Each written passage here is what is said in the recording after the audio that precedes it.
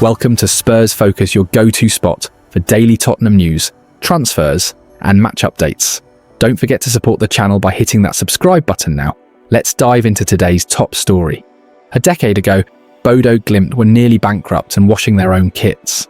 Today, the tiny Arctic club, with an 8,000-seat stadium, is standing tall in the Champions League, ready to take on Europe's giants, all by doing things their own way.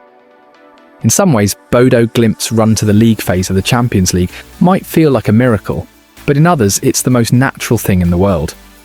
The team from just north of the Arctic Circle is the first from Norway to reach the Champions League proper for the best part of 2 decades, but it's something they've been building towards for some time.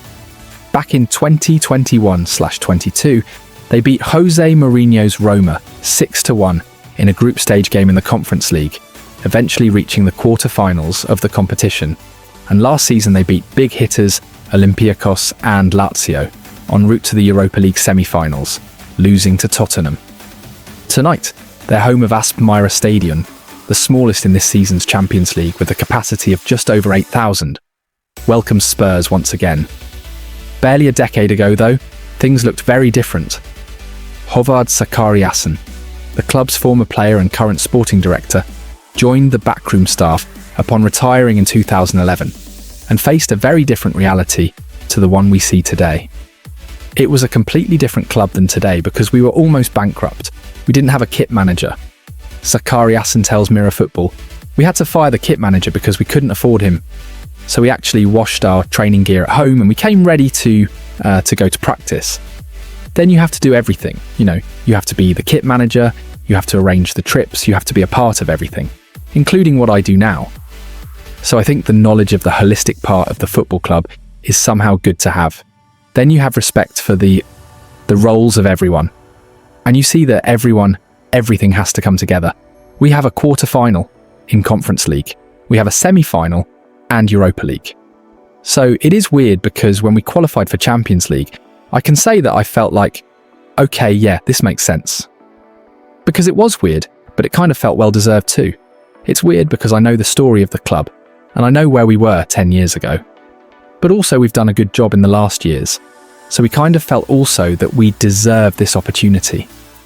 Bodo Glimt's remoteness might look like a challenge. For some, Bodo is nearly 2,000 miles from London, and more than 500 miles from the Norwegian capital of Oslo. But those at the club see it as an opportunity. If nothing else, it means the players they can bring on board will join for the right reasons, and a lot of work takes place behind the scenes to ensure everyone is a cultural fit, as well as a tactical one.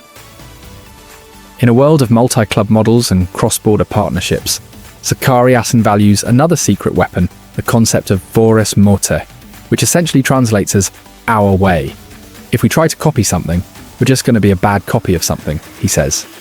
If we should have any chance to become something unique, and to get the potential out of the club, we have to do it our way. It has helped over the years for Bodo/Glimt to be able to point to significant success stories.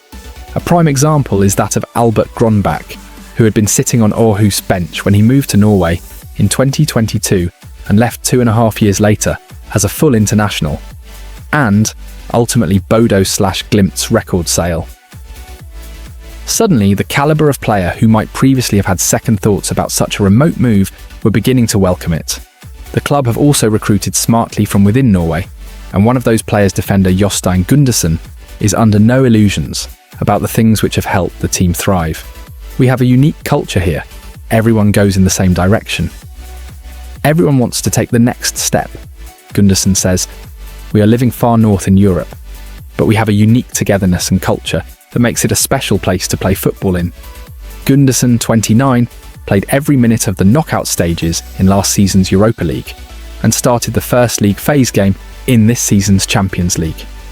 Bodo Glimt trailed 2-0 away at Slavia Prague with just 15 minutes to go, but didn't give up, snatching a draw in the final minute through substitute Sondre Brunstad Fett.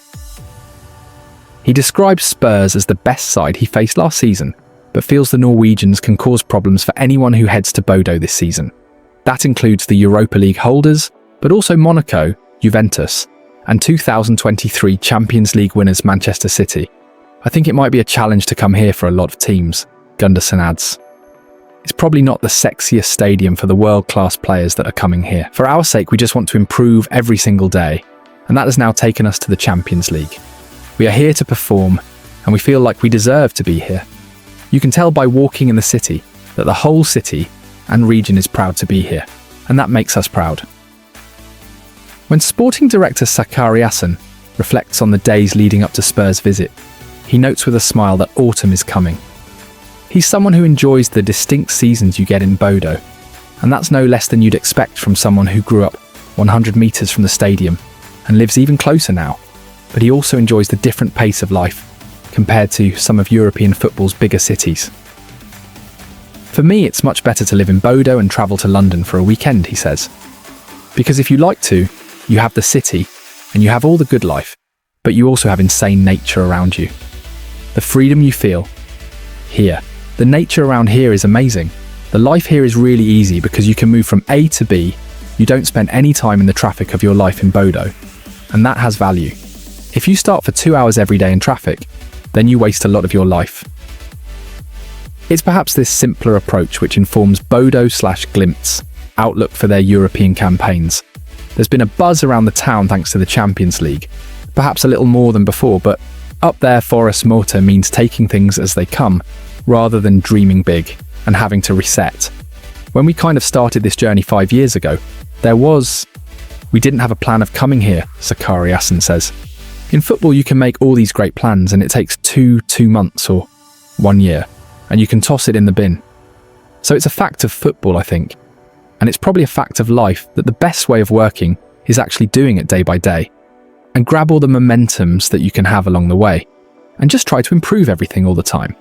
And suddenly you know tomorrow, maybe there's the door open, I was not open today, and then if it's smart to go in that door, you go in. Tottenham's dream season under Thomas Frank could be heading into its toughest test yet. After cruising into the Carabao Cup 4th round, Spurs have just been handed a brutal fixture pile-up that could make or break their campaign. With Newcastle, Chelsea and Manchester United all looming within days, will Spurs rise to the challenge or crumble under the chaos? Tottenham Hotspur have been given a potential fixture nightmare after confirmation of their Carabao Cup 4th round tie. Spurs booked their place in the round of 16 of the competition after they claimed a victory over Doncaster Rovers in the 3rd round last week. Thomas Frank has enjoyed an impressive start to life as Tottenham manager, with the club 4th in the Premier League table after 6 matches. Saturday night saw Spurs held to a 1-1 draw at home to Wolves as they missed the chance to close the gap on leaders Liverpool. Tottenham are still in all 4 competitions this season and will have ambitions of winning another major trophy. However, part of that success has created a busy fixture list on the horizon for Frank and company. Monday morning saw confirmation that Tottenham's Carabao Cup 4th round tie against Newcastle United will take place on Wednesday, October 29th at St James Park. This fixture falls in between Premier League matches against Everton, October 26th, and Chelsea, November 1st, and we'll see Spurs have 3 games across 7 days. Tottenham will then have a Champions League clash against FC Copenhagen on November 4th, before hosting Manchester United in the Premier League on November 8th.